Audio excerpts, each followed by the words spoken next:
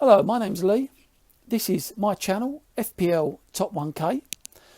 I hope you enjoy this video, and if you do, hit that like button, leave a comment below, subscribe if you haven't subscribed already, and hit that bell icon so you don't miss any future videos. Hey guys, and welcome back to the channel. It's been a couple of weeks since I last produced a video for my channel, as FPL has been suspended because of the COVID-19 virus. So just to let you know I'm still about, I thought I would do this video to discuss my team as it is right now and the future transfers that I intend to make. Also, what I think will happen to the Premier League for the remainder of the season and how this will affect FPL. Then finally, Liverpool. Okay, so COVID-19 has pretty much turned the world on its head. FPL has become a lottery now. We don't really know what's going on with FPL from one week to the next. There are still many games to play in such a short space of time. I heard over the weekend that the government expects COVID-19 to be with us for the next 3 to 6 months.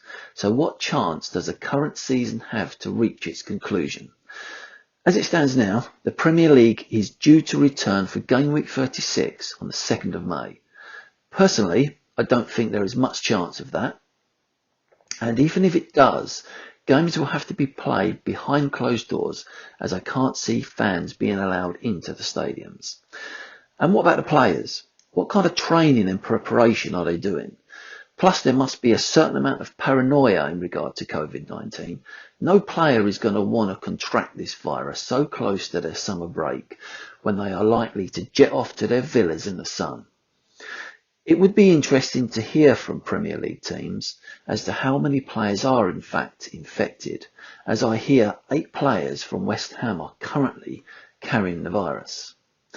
So as I said before, FPL is due to resume on the 2nd of May. Please keep that in mind. As the game weeks tick by, you will still get free transfers, so make sure you use them to improve your squad in time for game week 36. My FPL plan, if you like, has also changed. Everything I have said in previous videos may have gone out the window. This is how I see things. As I said before, FPL has now become a lottery, so with that in mind, I am now only looking at solid players from solid teams. Teams like Liverpool, Man City, Wolves, Leicester, Everton and even Man United, who under Ole Gunnar Solskjaer are playing some great football and some attractive matches yet to play. I'm taking no risks. You could say I'm playing it safe. Because once the season kicks off again, the matches will come thick and fast. So we need to consider the matches remaining, and I feel only the strong will survive. So forget the likes of Jack Grealish for Aston Villa or Snodgrass for West Ham. These players are too risky for me. Teams at the bottom half of the league will also be unpredictable, so should be avoided.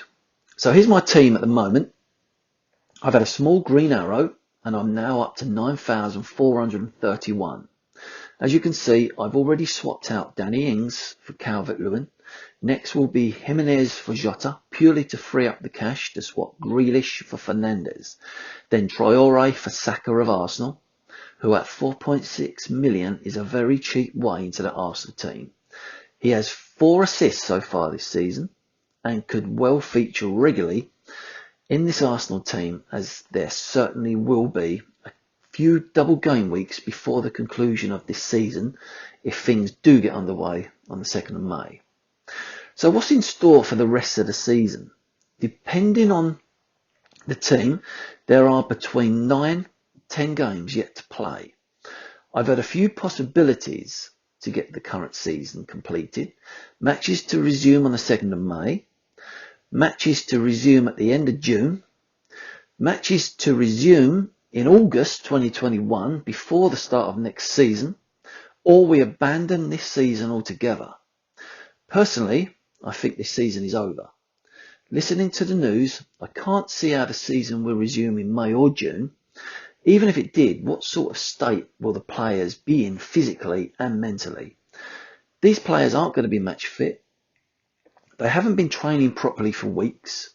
So any form teams had before has now gone out the window.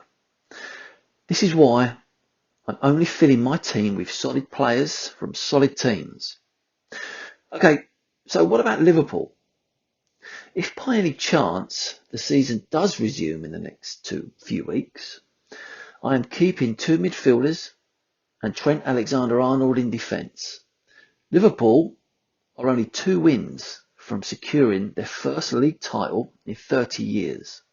They will come out the blocks with all guns blazing. They will want to get this title in the bag as soon as possible.